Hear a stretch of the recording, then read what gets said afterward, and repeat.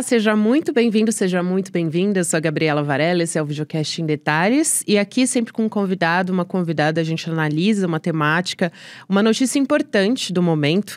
Hoje eu converso com o engenheiro eletricista Ícaro Chaves, que é ex-dirigente sindical e ex-conselheiro eleito do Conselho de Administração da Eletronorte, que é uma subsidiária da Eletrobras. A gente vai falar sobre esse temporal que atingiu a Grande São Paulo na última sexta-feira, dia 3 de novembro, que deixou mais de 1 milhão de imóveis sem energia elétrica e, claro, a gente vai conversar sobre privatização também, porque tem aí no horizonte o governo do estado de São Paulo, né? O governador Tarcísio de Freitas tem falado muito sobre querer privatizar a Sabesp. Ícaro, muito obrigada por aceitar nosso convite. Seja muito bem-vindo aqui ao Em Detalhes. Tudo bem? Boa tarde, um prazer estar aqui com vocês. Prazer é todo nosso. Ícaro, no momento que a gente está gravando esse episódio do videocast, é dia 6 de novembro, por volta das 3h30 da tarde, né? Então são pelo menos 500 mil casas na Grande São Paulo agora, sem energia, porque esses números estão sendo atualizados, então acho importante fazer essa observação. E até o momento a gente tem algumas medidas que foram tomadas também, né? O Ministério Público de São Paulo disse que vai abrir uma investigação contra a concessionária Enel para apurar a omissão no restabelecimento de energia. Então ainda não foi uma medida que foi tomada, mas já foi anunciada. A Secretaria Nacional do Consumidor, então o governo federal, também notificou a Enel para cobrar por explicações em até 24 horas. Então, de bate-pronto, eu quero falar contigo a respeito de medidas emergenciais, né, para atender os consumidores. O que pode ser feito para ressarcir, né, os consumidores e para penalizar a concessionária por parte dos órgãos públicos e também dos próprios consumidores, né? Sempre acaba, importante a gente dizer isso, né? Sempre acaba sobrando para o próprio consumidor ir atrás dos direitos dele, sendo que energia elétrica é um direito básico, né? Que todo mundo deveria ter acesso. E aí eu também aproveito para te perguntar e pedir para você me explicar também nessa resposta, qual é o cenário que vive a Enel hoje? Porque mesmo com mais clientes, a Enel cortou 36% dos funcionários desde 2019, né? Então, acho importante a gente trazer esse cenário também. Então, sobre o que os consumidores podem fazer, efetivamente eles podem buscar junto à própria concessionária no caso de danos aos equipamentos, né? Então, a legislação ela ampara os consumidores no sentido de quando tem danos nos seus equipamentos, né? Quando queima geladeira, televisão. Se ficar comprovado que a concessionária tem responsabilidade, isso é feito basicamente por um laudo a própria eletrônica, né, o serviço de assistência técnica que eles levarem, eles mesmos vão dizer se aquilo foi causado por algum problema do fornecimento de energia elétrica, uma sobrefrequência, uma sobretensão, coisas do tipo. Então ele vai lá, faz os orçamentos e ele pode ter o ressarcimento desse prejuízo. Sobre o ressarcimento de danos, principalmente com relação a estoques que são perdidos, né, aí é um pouco mais complicado e é possível que o consumidor vai ter que recorrer à justiça para provar que há um vínculo entre a perda de um estoque, né, por exemplo, e o prejuízo que ele teve e para tentar ter um ressarcimento com relação a isso. O consumidor comum que teve aí vários dias de transtorno sem energia elétrica vai ser realmente difícil ele buscar o ressarcimento desse prejuízo, até porque é um prejuízo um pouco mais complicado de ser mensurado. Agora, é fundamental que as autoridades sejam provocadas, né, para que elas cobrem da concessionária, porque a Enel é uma concessionária de serviço público, para que elas cobrem que a concessionária seja penalizada, eventualmente possa ressarcir os danos, pelo menos aqueles danos mais severos, né, para comerciantes, né? Esse pessoal vai perder bastante dinheiro, sem falar na dona de casa que perdeu o estoque da geladeira, coisas do tipo. Então é importante que se cobre providências dos órgãos públicos. E aí é importante dizer que a Enel é uma concessionária de serviço público federal. Então isso diz respeito ao governo federal e quem tem isso das concessionárias de energia é a ANEEL, que é a Agência Nacional de Energia Elétrica, que é uma autarquia federal. Com relação à segunda pergunta que você fez, sobre como que tem ido a Enel, ela tem ido como tem ido todas as outras empresas privatizadas do setor. Então é importante que o nosso espectador aqui sabe como que funciona esse negócio de energia elétrica, né? Então, especificamente com relação à distribuição de energia elétrica, é um serviço bastante regulado. Então, o que uma empresa como a Enel faz? Ela é uma repassadora de custos. Então, ela compra energia, transformadores, postes, cabos, né? Uma parafernália enorme que ela tem que fazer. Ela faz uma planilha com esses custos, manda todo ano para a ANEEL, e a ANEEL autoriza um reajuste na tarifa para que ela possa pagar esses custos, inclusive os impostos, né? Que a gente paga muitos impostos também na nossa conta de energia elétrica. Então, como ela tem uma margem de ganho restrita, como é que ela aumenta a margem de lucro? É demitindo. Então, as informações que a gente tem é que eles já demitiram quase 40% da força de trabalho desde que assumiram, né, em 2018, essa empresa de energia que é a antiga Eletropaulo. Porque é assim que eles aumentam a margem de lucro. Eles vão cortando no pessoal, que é onde eles podem, teoricamente, cortar e aumentar a margem de lucro. E o resultado nós estamos vendo aí. Exatamente, né? E, bom, falando um pouco mais sobre a Enel, ainda existe a dificuldade das pessoas entenderem como elas podem ir atrás dos direitos, quanto tempo mais elas vão ficar sem energia, porque hoje o que está acontecendo é que as pessoas estão se informando por meio da imprensa, né? A Enel tem emitido só notas de posicionamento, dizendo que provavelmente até essa terça-feira, então dia 7 de novembro, todo o serviço vai ser restabelecido, mas as pessoas não conseguem entrar em contato por meio dos canais, mesmo online, por telefone. Muitas têm ressaltado que não conseguem, né? Tem essa dificuldade de comunicação com a concessionária. Então, as pessoas, só para entender esse caminho, né? Elas podem entrar com um processo, é mais fácil elas entrarem com uma ação no Procon. Quais são as chances reais, né, de elas conseguirem medidas efetivas, um ressarcimento? É só nesses casos, por exemplo, como você disse, que podem ser mensurados, né? É um comércio, porque aí tem... eles têm os custos, né, de fato, de quanto que eles perderam de ficar 3 dias sem energia. Agora é isso, né, a dona de casa, os alimentos, aparelhos que se perdeu, não tem como comprovar, né, vamos dizer assim, não tem como pedir um restabelecimento, um ressarcimento desses valores. Como eu disse, com relação aos equipamentos que são danificados, é relativamente mais fácil. Então, você vai levar o seu equipamento numa autorizada, uma ciência técnica qualquer, vai ter um laudo do técnico, ele vai dizer, olha, esse equipamento ele falhou porque ele queimou, né?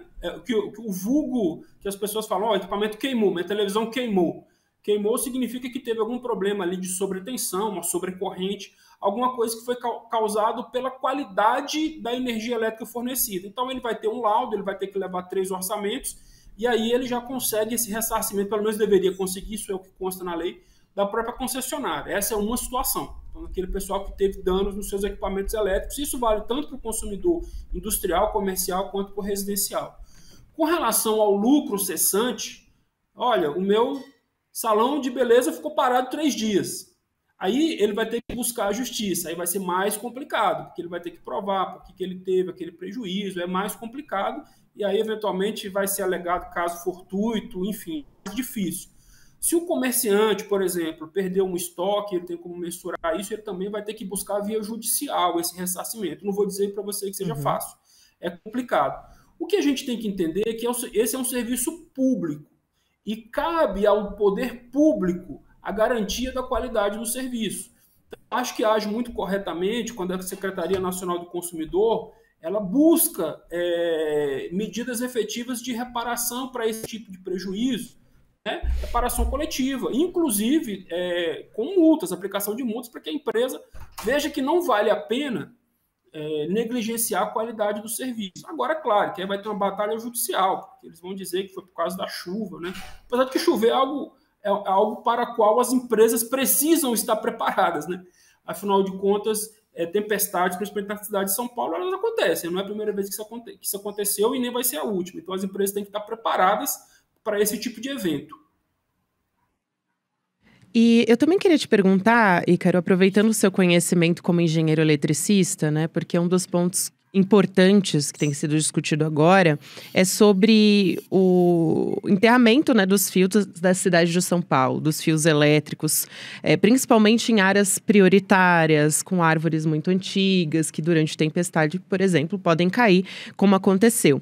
E o que o prefeito Ricardo Nunes, de São Paulo, alega, por exemplo, é que as concessionárias têm uma regulamentação, elas seguem uma regulamentação federal, o que impediria uma ação efetiva da prefeitura e do governo do estado.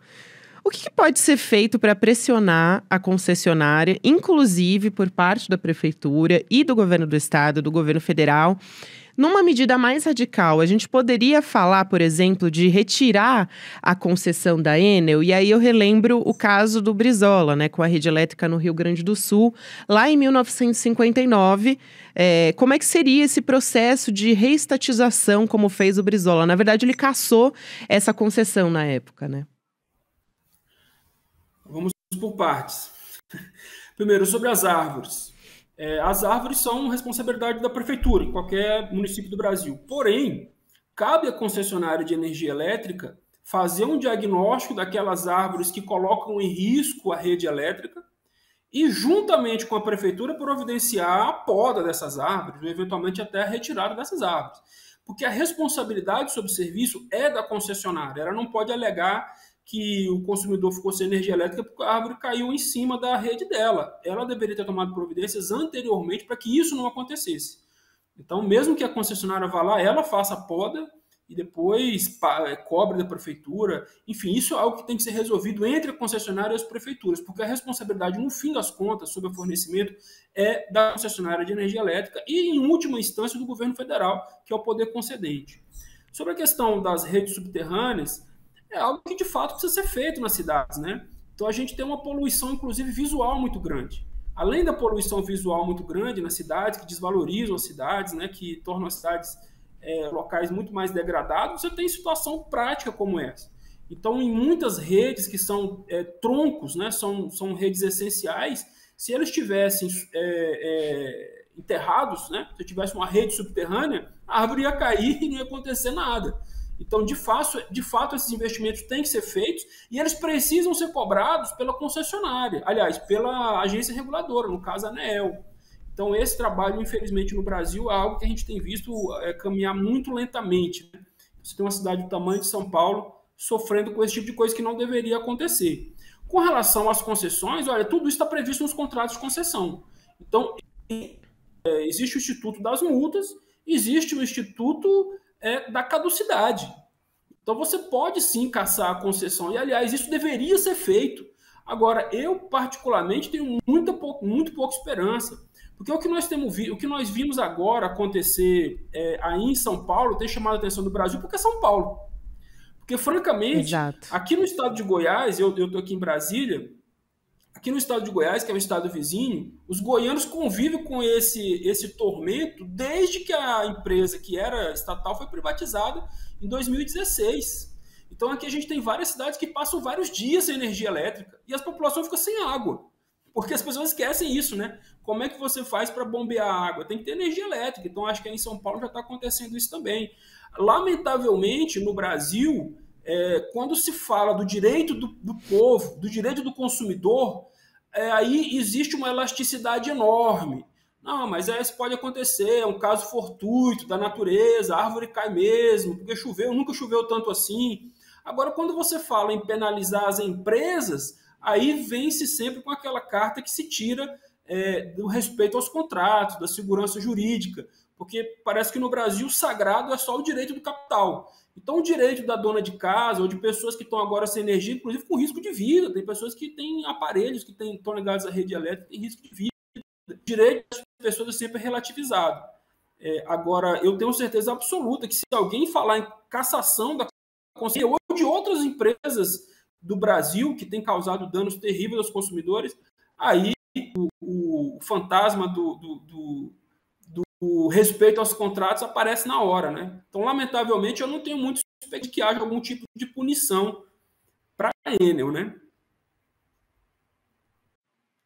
Bom, quando a gente fala a respeito de apagão, como é esse caso, né, normalmente está atrelado ali a um desgaste político, né? A gente tem, por exemplo, lá desde o FHC em 2001, a gente já teve um apagão que acabou deixando o Fernando Henrique Cardoso presidente com uma popularidade bastante desgastada. E aí isso tem também reacendido esse debate a respeito da Sabesp, né? Porque o governador de São Paulo, Tarcísio de Freitas, tem falado sobre privatizar a Sabesp. E também, inclusive, nessa segunda-feira, dia 6 de novembro, é importante dizer que tinha uma audiência pública na Alesp marcada a respeito da privatização da Sabesp. E aí a Justiça acabou suspendendo essa audiência, porque, a pedido de sindicalistas, inclusive alguns parlamentares, porque precisaria de entre o tempo, né, da convocação da audiência e o tempo de realização, precisaria de um tempo maior para a sociedade se inteirar e realmente participar dessa audiência. E aí eu te pergunto, Ícaro, a respeito disso. A Sabesp, ela tem um capital aberto na Bolsa de Valores, ela é uma empresa mista, ela dá lucro todos os anos, né? E a cidade de São Paulo, inclusive, é a principal consumidora e, por isso, ela tem diversos poderes ali, como um poder de veto, por exemplo, sobre as ações e sobre a venda da própria Sabesp. Você acha que existe a possibilidade, de fato, de a gente ter, nesse ano ou nos próximos anos, com o governo... Nesse ano não, né? Porque a gente já está quase em dezembro. Mas a partir dos próximos anos da gestão Tarcísio, a gente realmente deve ver um processo de privatização da Sabesp, levando em consideração o apoio político que ele tem. Porque a gente tem a privatização, quando a gente está falando de água, né? Não só exemplos no mundo inteiro de que não deram certo, como no próprio Brasil, né? A gente teve, por exemplo, em Campo Grande, Mato Grosso do Sul, a conta de água ficou caríssima. E também a gente assistiu em Manaus até uma CPI a respeito da qualidade da água, né, do fornecimento de águas e todo o setor, de como ficou o setor, né, depois da privatização. Então, existia uma promessa de melhora do saneamento básico e o que a gente viu foi aumento das contas de água, penalização do consumidor.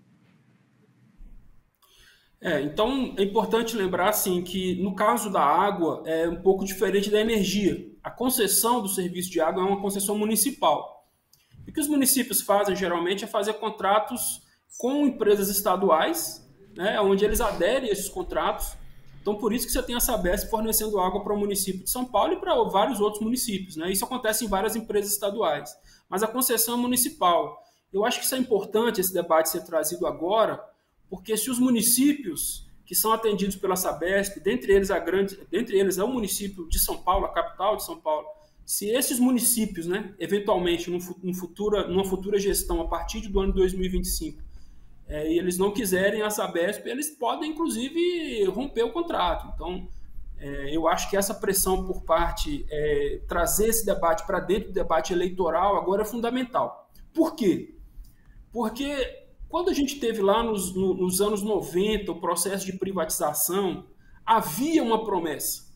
Então, quem é mais velho um pouco, não sei se você se lembra, acho que provavelmente não, mas eu me lembro muito bem que havia uma promessa de que a privatização ia trazer mais qualidade, porque os funcionários públicos eram funcionários preguiçosos, empresa pública não funciona, empresa pública sempre é pior, empresa Até estatal hoje sempre esse é debate ineficiente. esse debate não, né? Essa falácia é muito forte, a gente ouve isso o tempo inteiro, né? Pois é, e de que o preço da energia ia cair, ia ficar mais barata a energia elétrica. Só que o que acontece? Hoje não tem mais ninguém que acredite nisso. Então a gente vê que o preço da energia no Brasil, que o Brasil é um país que tem vantagens comparativas que nenhum outro país do mundo tem, porque nós produzimos energia elétrica com fontes renováveis, limpas e baratas. E o preço da energia elétrica, desde que começou o processo de privatização, só cresceu. Para você ter uma ideia, o preço que mais pressionou a inflação esse ano foi o preço da conta de luz. A conta de luz, em média, do brasileiro está crescendo esse ano, que é um ano que está chovendo muito, não tem nenhuma justificativa, e o preço da energia está subindo esse ano, em média, no Brasil, mais que o dobro da inflação.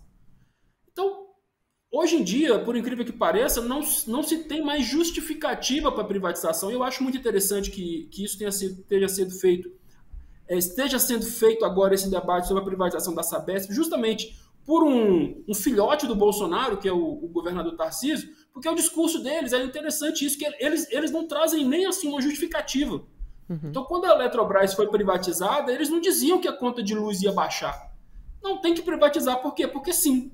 Então nós chegamos no nível do debate que ficou esse. Né? Então hoje, porque não tem quem acredite mais que a água vai ficar mais barata ou que vai aumentar a cobertura do saneamento básico porque vão privatizar, porque isso não aconteceu. Se você traz os casos concretos do que aconteceu no Brasil, o que tem acontecido no mundo, você vê que é justamente o contrário. Os países da Europa que privatizaram o seu saneamento e o seu setor elétrico nos anos 90 estão todos voltando. Então não faz sentido nenhum, seja com as experiências aqui do país, seja com as experiências internacionais. Então, eles vão dizer o seguinte, olha, esse pessoal, o governador Tarcísio, todo mundo diz, não, tem que privatizar sim, e não importa, porque eles contam exatamente não com a informação, mas com o preconceito, porque antes havia alguma esperança, alguma promessa que era colocada, agora é o puro preconceito que rege esse debate, de que tem que privatizar, porque sim, porque o Estado tem que privatizar tudo, e é assim que está o debate público no Brasil hoje.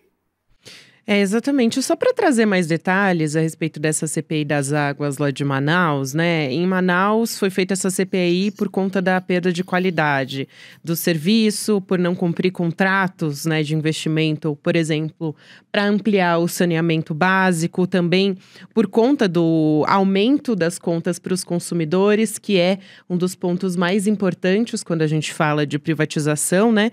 E no fim das contas, não gerou nenhum tipo de penalização.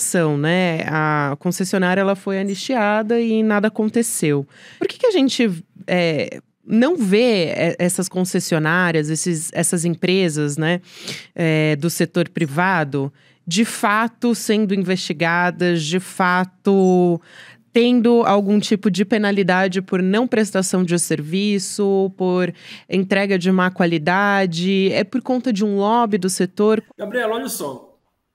É porque algumas coisas, como eu tinha falado antes, o debate político no Brasil, cada vez ele piora de qualidade. Então, se antes havia alguma promessa de que as privatizações iam trazer benefícios, com o tempo as pessoas não caem mais nessa e as coisas ficam meio que sacralizadas. Então, é sacralizada a questão do poder do capital no Brasil. O que está acontecendo hoje com algumas empresas de saneamento já vem acontecendo com as empresas de energia elétrica antes, porque o processo de privatização da energia elétrica do Brasil é mais antigo. Então, a privatização do setor elétrico ela começa nos anos 90 e agora praticamente se concretizou completamente com a privatização da Eletrobras. O setor elétrico brasileiro é totalmente privatizado. Sobrou uma ou outra empresa estatal aí que não tem representatividade praticamente mais. O que acontece? CPIs como essa de Manaus, no setor elétrico, houve várias. Houve CPI em Rondônia, no Acre, no Mato Grosso, no Maranhão, no Pará, em vários estados, sobre a qualidade do serviço das empresas privatizadas no setor elétrico. E o fim é sempre o mesmo, ou seja, acaba em nada. No máximo, alguns políticos conseguem se promover, porque de fato existe um clamor muito grande da população com relação ao sofrimento causado por essas empresas, porque o serviço de energia elétrica é um serviço que é tão essencial que a gente só percebe que existe quando falta, assim como a água. Você não lembra, as pessoas acham que a energia nasce na tomada e que a água nasce na torneira. Não sabem de todo o processo que existe anteriormente a esse serviço chegar nas nossas casas. É que as pessoas se dão conta da importância disso. Então, o que acontece, na verdade, é que a palavra reestatização é proibida no Brasil. Não se pode falar sobre reestatização. Então, existe um mantra. As pessoas dizem, olha, tudo bem, o presidente Lula foi eleito, então não vamos mais privatizar. Mas o que foi privatizado não pode reestatizar. Por quê? Por que não? Então, nós tivemos um apagão no Brasil inteiro, aí ficamos mais de um terço do país ficou às escuras durante mais de 6 horas, trazendo prejuízo imenso para a população, causados por empresas privadas, principalmente por conta da Eletrobras, da negligência da Eletrobras, que também tem demitido funcionários, que também maximiza o lucro, que também desde a privatização não faz investimento, é a mesma história. E o que aconteceu? Nada. E o que vai acontecer no caso de São Paulo? Nada. E para piorar a situação, Gabriela, olha só, para piorar a situação, isso tem que ser dito aqui, grande parte dessas concessões de energia elétrica, inclusive da Enel, vão vencer nos próximos anos. Porque essas concessões elas duram 30 anos. O que aconteceu na Alemanha? Na Alemanha é um pouco diferente, porque lá o serviço de energia elétrica é municipal e as concessões são de 20 anos. Então eles passaram por um processo de privatização nos anos 90, não deu certo, não deu certo. Os alemães protestaram, aquela coisa toda. Quando venceu a concessão, o Estado, as prefeituras da Alemanha, tomaram de volta as empresas. Ok, teve privatização, não deu certo, me devolva a empresa. Essas concessões, entre elas a Enel, todas elas vão vencer nos próximos anos, tá? Até 2030, a maior parte das concessões de energia elétrica do Brasil vão vencer. E você está vendo alguém debater sobre tomar de volta, porque se a concessão vai vencer, não é nenhuma restatização, é só você não renovar o contrato. Olha, me dê cá de volta, o serviço é do governo federal, eu tomo ele de volta, vou criar uma empresa estatal, e eu mesmo, como governo federal, vou fazer como o Brizola fez. No caso do Brizola, foi mais traumático, porque não estava vencendo a concessão. Ele foi lá e tomou, né? Pagou R$1, acho que um cruzeiro na época. Nem me lembro quando foi que ele pagou pela distribuidora lá do Rio Grande do Sul, que foi privatizado de novo, diga-se de passagem. Então, não tinha dificuldade nenhuma, era só falar, não, me devolva a concessão. Vai voltar para a mão do Estado. Não seria nem restatização. Agora, o que está sendo discutido hoje no governo federal é o quê? É a renovação dessas concessões. Aliás, diga-se de passagem, isso é até inconstitucional. Você não pode ter renovação sem leilão, sem competição nenhuma. Mas isso está sendo discutido agora no governo federal. Então, essas palavras, elas ficam... É um debate que é interditado no Brasil. Então, a gente fica sempre na defensiva. Você pode ter o governo que for. Então, agora eu espero que esse evento de São Paulo sirva, pelo menos, para alertar a população paulista, a população paulistana das regiões atingidas, de que se ficar sem energia é ruim, ficar sem água é muito mais complicado. Então, de que o povo aí de São Paulo, de que a população do Brasil rechaça essa privatização da Sabesp, que é evidentemente uma irresponsabilidade tremenda, sem nenhuma razão de ser, diga-se de passagem. E aí, para fechar a nossa conversa, Ícaro, eu queria aproveitar e perguntar sobre a privatização da Eletrobras, né, que foi concluída em junho de 2022, então a gente tem pouco mais de um ano disso, e você também foi ativista, né, vamos dizer assim, para que a empresa, para que a companhia, né, não fosse privatizada, mas acabou acontecendo na gestão do Jair Bolsonaro. Inclusive, você deu uma entrevista falando sobre se sentir perseguido por se opor à privatização, né? E eu queria saber como é que você avalia esse ano, por exemplo, a gente teve em agosto um apagão, né? E aí, o ministro de Minas e Energia disse que seria leviano relacionar o apagão diretamente com a privatização da Eletrobras, mas ele disse que o processo de privatização fez mal para o país, né? Essa foi uma declaração dele depois de que houve um problema no Sistema Nacional de Energia, falta de luz em 25 estados, no Distrito Federal. E aí, depois, a situação voltou ao normal no dia seguinte. Mas a gente teve essa declaração, né, do ministro de Minas e Energia, e o Alexandre Silveira, e eu queria ouvir a sua avaliação um ano depois, qual o balanço que você faz dessa privatização. Olha, a privatização da Eletrobras foi muito boa para quem comprou, né? Na verdade, não foi nem comprado, foi ganhado, né? Então, a gente tem alguns grupos econômicos ali, oligarquias poderosas do Brasil, principalmente a oligarquia dos 3G, que fraudaram as lojas americanas. Hoje esses caras, pra você ter uma ideia, Gabriela, esse grupo 3G, eles têm menos de 1,5% das ações da Eletrobras, menos de 1% das ações ordinárias da Eletrobras, e controlam a Eletrobras, indicaram a maior parte dos conselheiros, a diretoria, todo mundo da Eletrobras, e o governo federal, que tem 43% das ações da Eletrobras, ele não indicou ninguém, nem um conselheiro, nem nada, e tem um poder de voto limitado a 10%, porque esse processo de privatização foi feito justamente para isso, né, para esterilizar as ações da União. E, aliás, é o mesmo modelo que está sendo que querem colocar na Sabesp. Então, eles querem fazer um aumento de capital na Sabesp. O governo de São Paulo vai continuar tendo muitas ações, vai continuar sendo o maior acionista da Sabesp, mas eles vão colocar uma cláusula ali para limitar o poder de voto do governo de São Paulo, de maneira que um próximo governo paulista que tenha alguma preocupação com o interesse público não possa fazer nada, ou seja, fique de mãos atadas, que é o que foi feito com o governo federal, né? Então, hoje a Eletrobras é isso. O governo federal não apita nada dentro da Eletrobras. De lá para cá, o salário dos dirigentes aumentou, eles ganham todos salários milionários, tá? Então, aquela história de que a empresa era cabide de emprego. Eles demitiram os funcionários que incomodavam, né? Dentre eles eu, e outros estão sendo perseguidos assim, brutalmente, ali, sindicalistas, todos aqueles que se opuseram à privatização, a perseguição terrível ali dentro da Eletrobras.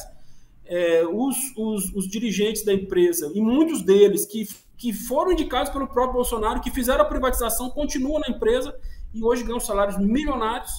E o que a gente tem visto é demissão de funcionários exatamente no caminho que a Enel tem tomado. E aquele apagão de agosto, né, quando o ministro falou aquilo, foi no dia do apagão, então ele não tinha todas as informações. Agora que já saiu o relatório do Operador Nacional do Sistema, eu que tive a curiosidade de ler o relatório, que tem mais de 500 páginas, está evidente ali naquele relatório de que o principal responsável por aquele ocorrido foi a Eletrobras. Uhum. Seja com as causas do apagão, seja com a demora para que o sistema fosse restabelecido. E um dos motivos, não tinha gente para recuperar o sistema. Porque o pessoal acha o seguinte, não, o sistema elétrico ele funciona sozinho, né? Ali a rede funciona, o gerador... Gente, não. Nós estamos vendo agora, né? Está acontecendo aí em São Paulo. O sistema ele funciona até a hora que ele para de funcionar.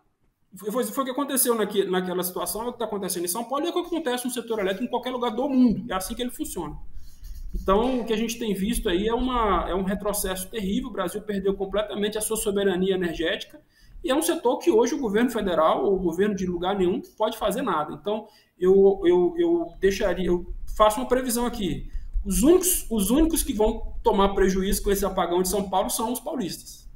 Sem dúvida, Ícaro. Eu quero muito agradecer. Eu conversei com o engenheiro eletricista Ícaro Chaves, que é ex-dirigente sindical, ex-conselheiro eleito do Conselho de Administração da Eletronorte.